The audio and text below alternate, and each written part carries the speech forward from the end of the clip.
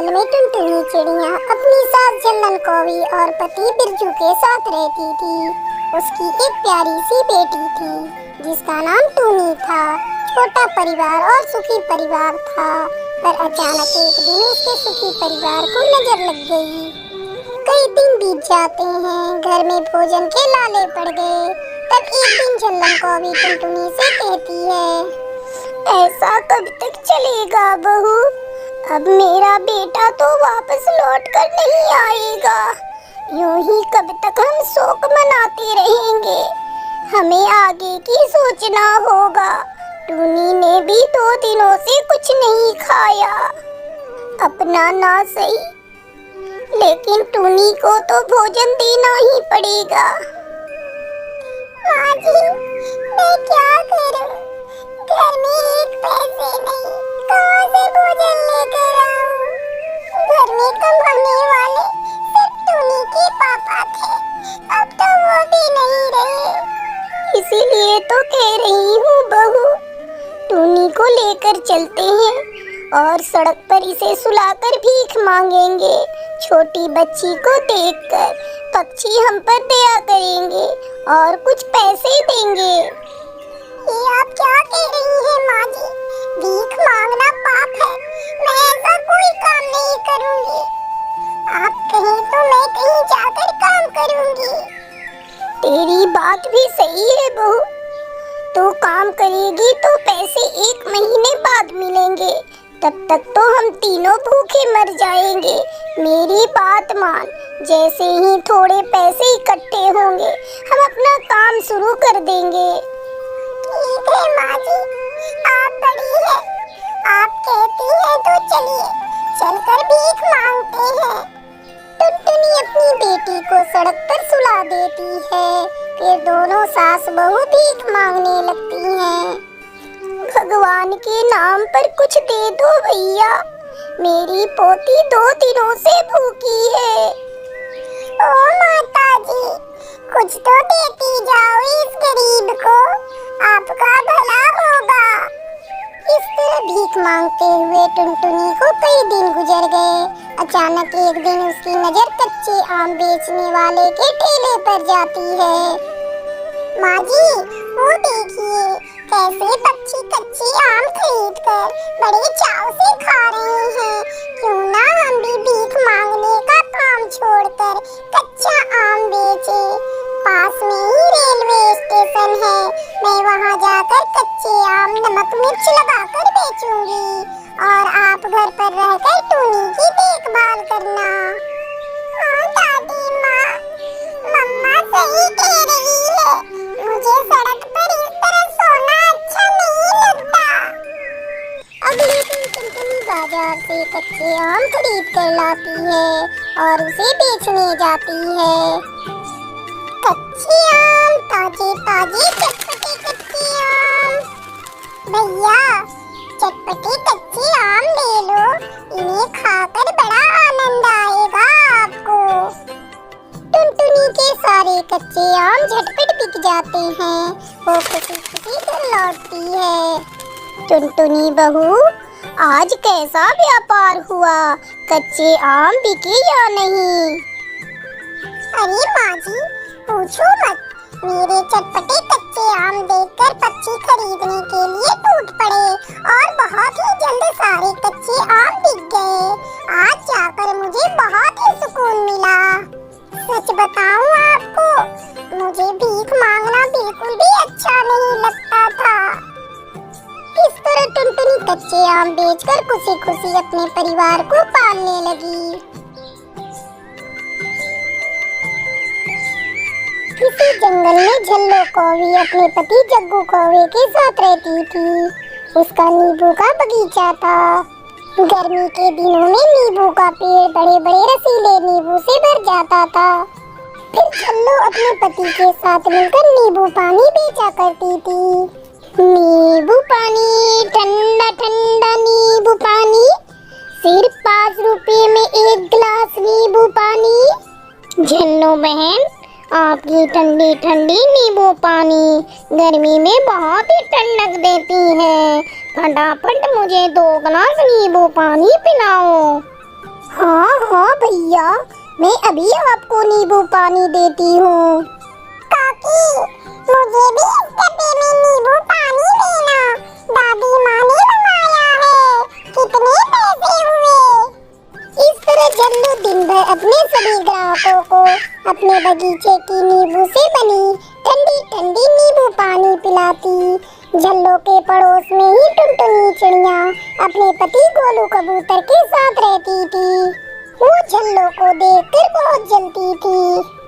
देख रहे हो जी, ये जल्लो कैसे पक्षियों को नींबू पानी पिलाकर पैसे कमा रही है, और एक तुम हो जो दिन भर घर में पड़े रहते हो। अब मुझसे दूसरे पक्षियों के घर भी काम नहीं होता। मेरी मानो तो तुम भी नींबू पानी बेचने का धंधा शुरू कर लो। अरे पगली, तुझे पता है आजकल नींबू के दाम बहुत बढ़े हुए हैं। जल्लों को तो कोई फर्क नहीं पड़ता, चाहे नींबू महंगी हो या सस्ती। उसके बगीचे में जहाँ तक देखो पेड़ों पर बस नींबू ही नींबू दिखाई देते हैं। तुम उसकी चिंता मत करो जी, आजकल मॉडर्न जमाना है, हर चीज आर्टिफिशियल मिलता है। शहर से नींबू का एसेंस लाना, फिर हम उसे सोडा और पानी में मिलाकर जल्लों से भी सस्ते नींबू सोडा बेचेंगे। बात तो तुम्हारी 16 आने सही है टुनटुनी रानी। अब मजा आएगा जब सारे ग्राहक हमारी दुकान से नींबू सोडा पिएंगे और वो जल्लो बैठकर मक्खियाँ मारेगी। तो फिर देर क्यों करते हो जी? ये लो, मेरे पास कुछ पैसे हैं, इन्हें लेकर शहर जाओ और सारा सामान लेकर आओ। हम कल से ही अपनी सस्ती नींबू सोडा बेचना शुरू करेंगे। गोलू कबूतर बाजार से सारा सामान खरीद कर लाता है। अरे, ये तुम नींबू क्यों लेकर आए? मैंने तो नींबू का एसेंस लाने को बोला था। वो भी लाया हूँ जाने मन, ये नींबू तो ग्राहकों को बस दिखाने के लिए है। अब जल्दी से सो जाओ, सवेरे सवेरे अपनी दुकान भी खोलनी है। फिर टुनटुनी और उसका पति सो जाते हैं। अगले दिन जब जल्लो कौवी अपनी दुकान खोलने आती है तो देखती है टुनटुनी जोर जोर से चिल्ला रही थी, नींबू सोडा सस्ता सस्ता नींबू सोडा, 2 रुपये में भर गिलास ठंडा ठंडा नींबू सोडा। आओ भाई मीठू, एक बार पियोगे तो बार बार आओगे। नींबू सोडा, ठंडा ठंडा नींबू सोडा, सस्ता वाला नींबू सोडा। सारे ग्राहक टुनटुनी की दुकान से सस्ती नींबू सोडा पीने लगे। गोलू जी, मैं ना कहती थी हमारी अच्छी कमाई होगी। ये देखो, पूरा डब्बा नोटों से भर गया। अब हम अपना पक्का घर बनाएंगे। उधर जल्लो की दुकान पर एक भी ग्राहक नहीं था। वो बहुत परेशान थी। क्यों परेशान होती हो? हमारी किस्मत में जितना लिखा है उतना ही मिलेगा, बस मन लगाकर काम करो। ऐसे ही कुछ दिन बीत जाते हैं। एक दिन चूचू चील की तबीयत बहुत बिगड़ गई। तब डॉक्टर ने उसे बताया कि ये सब मिलावट वाले नींबू सोडा पीने से हुआ है। ये बात चूचू चील सभी पक्षियों को बताता है। मारो मारो, ये टुनटुनी हमें केमिकल वाली नींबू सोडा पिला रही है। पक्षियों का गुस्सा देखकर गोलू कबूतर और टुनटुनी अपनी नींबू सोडा की दुकान को छोड़कर भाग जाते हैं और फिर कभी उस जंगल में नजर नहीं आते। इस तरह जल्लो कौवी खुशी खुशी सभी पक्षी को अपने बगीचे की नींबू से ताजा ताजा नींबू पानी बनाकर पिलाने लगी।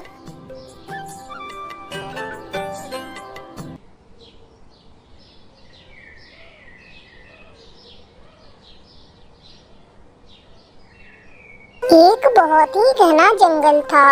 उस जंगल में टुनटुनी अपने 3 बच्चों के साथ रहती थी। एक दिन घर में खाने को कुछ भी नहीं था। बच्चे भूख से तड़प रहे थे। हे भगवान, मेरी तो किस्मत फूट गई इस बेवड़े से शादी करके। एक भी पैसा घर में नहीं देता, सारा पैसा दारू पीने में उड़ा देता है। मैं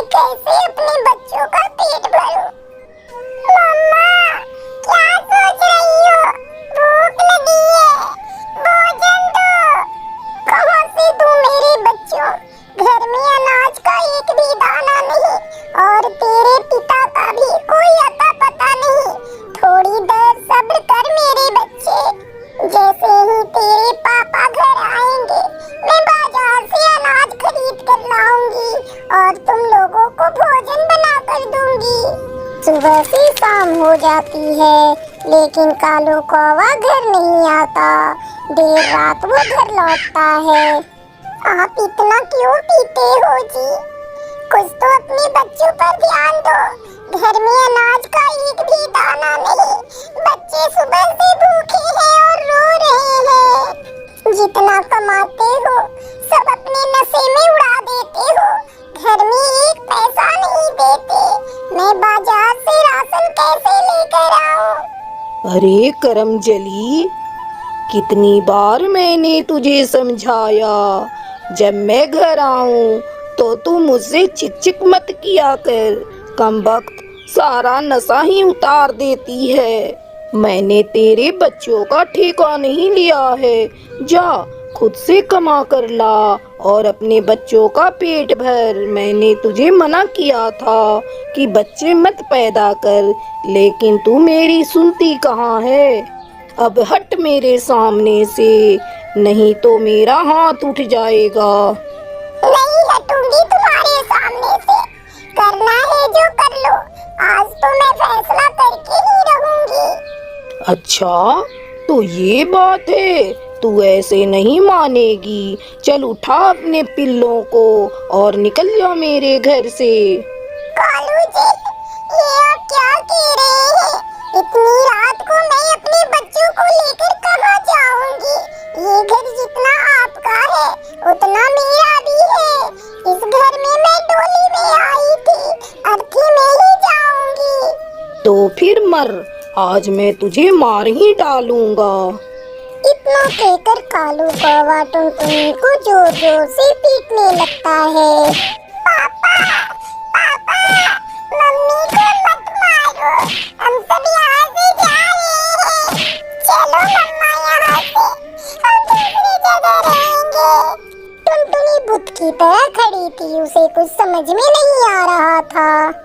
चलो मम्मा, नहीं तो पापा तुम्हें मार डालेंगे। टुनटुनी अपने बच्चों की ओर देखती है और उन्हें लेकर वहाँ से चल देती है। चिंकी बेटा, थोड़ा तेज उड़, हमें जल्दी ही कोई सुरक्षित ठिकाना ढूंढना होगा। अचानक टुनी जोर से चिल्लाती है, मम्मा वो देखो, एक छोटा सा घर, वहाँ लाइट भी जल रही है। टुनटुनी अपने बच्चों को लेकर वहाँ जाती है। अरे ये तो कोई शौचालय घर है, लेकिन ये हम लोगों के लिए सुरक्षित है। आज से हम यहीं रहेंगे। रात बहुत हो चुकी थी। टुनटुनी अपने बच्चों के साथ शौचालय घर में सो जाती है। अगली सुबह एक आवाज से उसकी नींद खुलती है। अरे कौन है अंदर? जल्दी दरवाजा खोलो, बहुत देर से खड़ा हूँ। क्या बात है भैया, जरा धीरे बोलो, मेरे बच्चे सो रहे हैं। अरे तू कोई पागल है क्या? ये कोई सोने की जगह है? निकल यहाँ से, हमें शौच जाना है। कहाँ जाऊँ भैया? कल रात मेरे पति ने मुझे और मेरे बच्चों को घर से निकाल दिया। मुझे कुछ दिनों की मोहलत दो, मैं अपना कोई दूसरा ठिकाना तलाश कर लूंगी। लगता है तू ऐसे नहीं मानेगी। मैं अभी मुखिया जी को लेकर आता हूँ। थोड़ी देर बाद उस जंगल का मुखिया वहाँ आ जाता है। टुनटुनी उसे सारी बात बताती है। ठीक है चिड़िया बहन, मैं आपका दुख समझ सकता हूँ।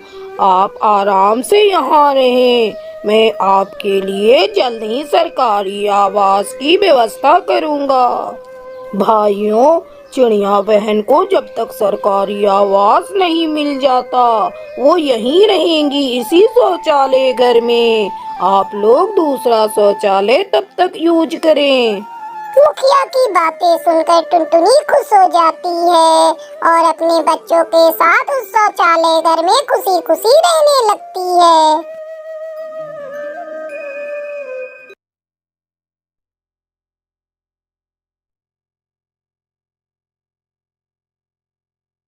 किसी जंगल